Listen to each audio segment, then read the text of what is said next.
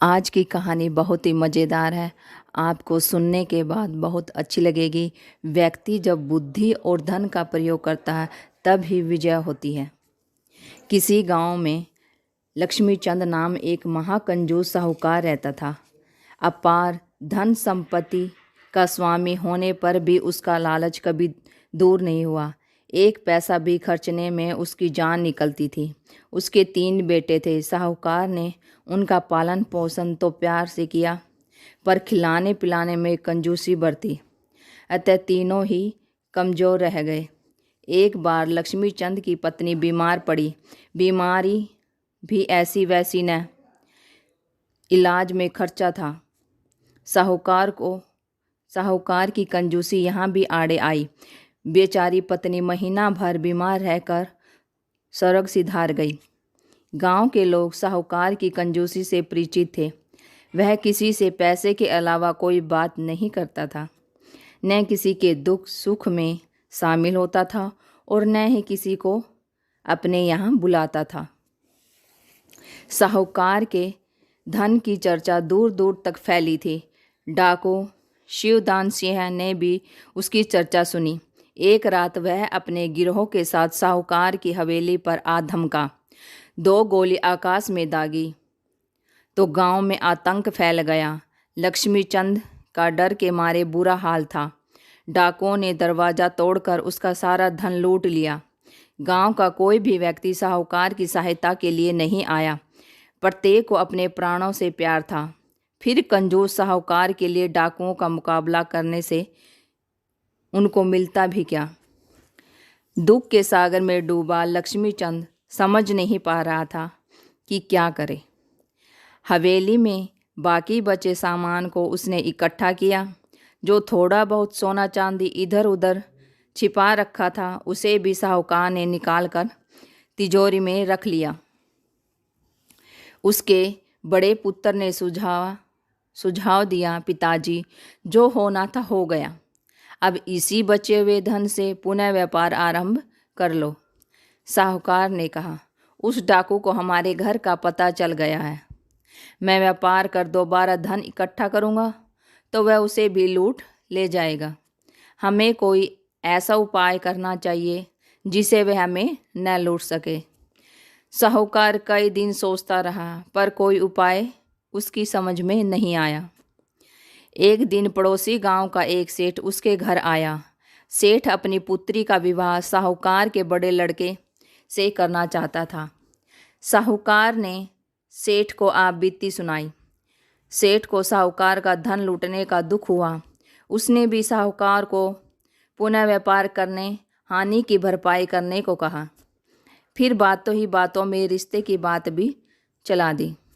साहूकार का लड़का विवाह योग्य था। दूसरे दिन उदास साहूकार सेठ के घर लड़का देखने गया। सेठ की लड़की श्वेता बहू बनकर साहूकार के घर आई। वह अपने ससुर को सदा ही उदास देखा करती थी।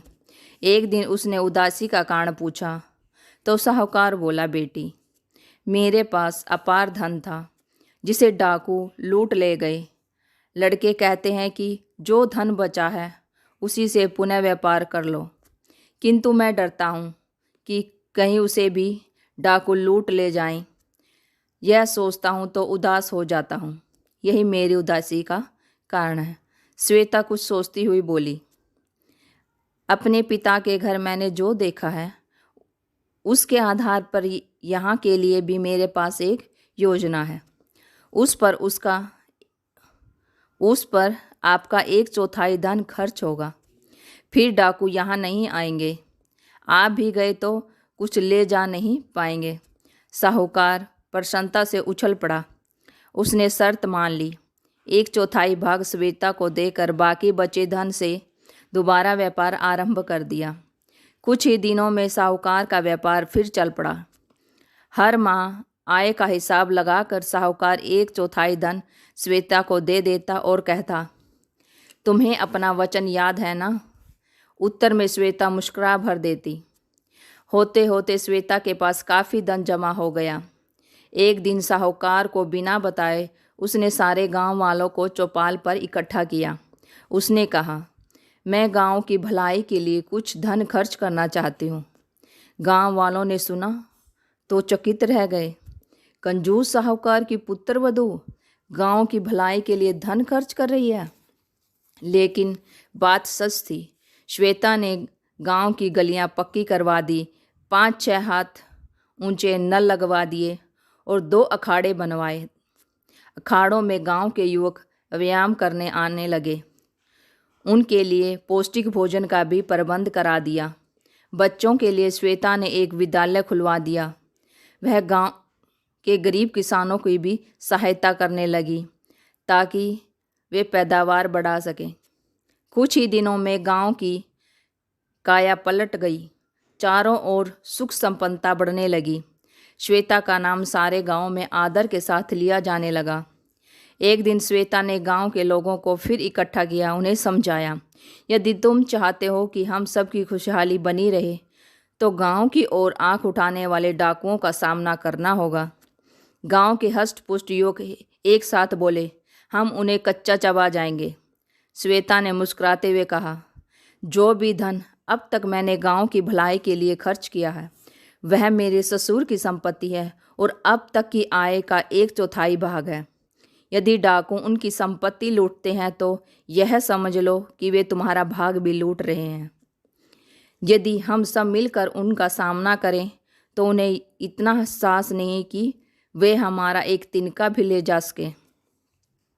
गांव वाले एक साथ चिल्ला उठे, हम अभी जंगल में जाकर उन डाकुओं को मार डालते हैं। श्वेता बोली, ऐसा नहीं, उनके पास हथियार हैं। हमें उनके हथियारों का मुकाबला करने के लिए अपने हथियार भी तैयार करने होंगे। कुछ ही दिनों में पूरे गांव के लोग लाठी बलम चलाना सीख गए। एक रात शिवदान सिंह ने गांव में साहूकार को फिर लूटने की योजना बनाई।